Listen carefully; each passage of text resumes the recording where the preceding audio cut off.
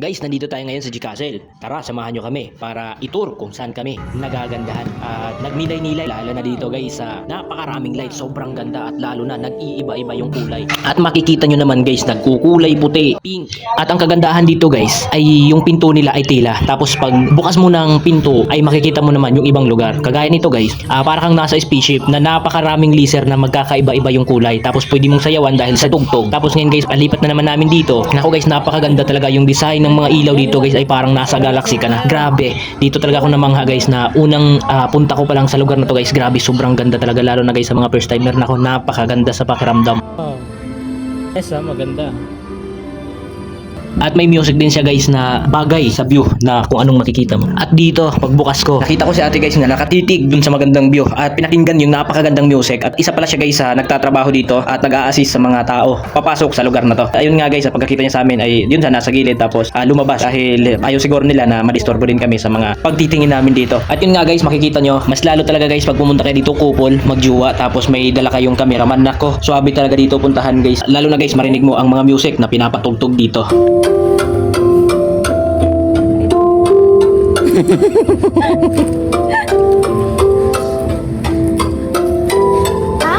Maganda naman palang view dito. Tapos kaya sa kabila. Wow. Okay, not bad. Okay.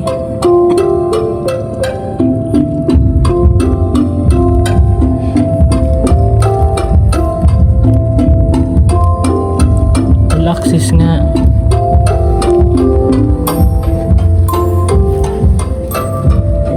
Grabe. Pag nandito ka guys, lalo na dito talaga sa loob, nakakaantok na basta napakaganda sa pakiramdam. Nakakatanggal talaga ng problema, stress. Wala ka talagang ibang iisipin kundi mapapamangha, mapapawaw ka talaga.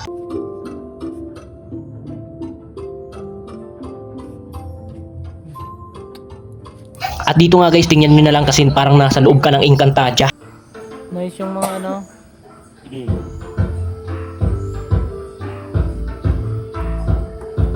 Nice. Plastic lang, di ba? Saka may mga bato.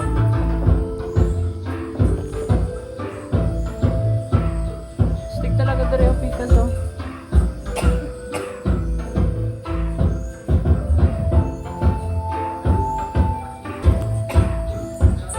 Nice siya. Dahil ba, picture ko. Nagsayaw na diwata guys. No. Sobrang ganda ba naman? Diba? Ganda talaga. Yun o. Grabe guys, sobrang ganda.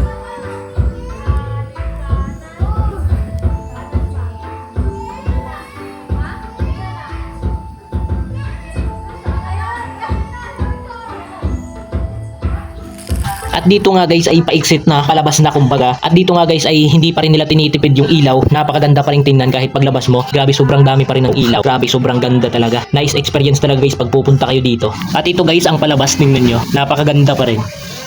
Wow. Big set.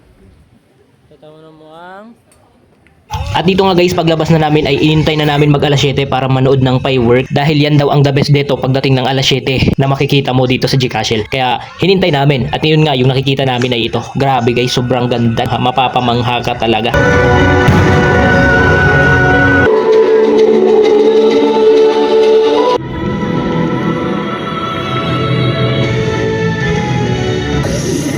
The power is in your hand. Stand on faith. Be brave and stand.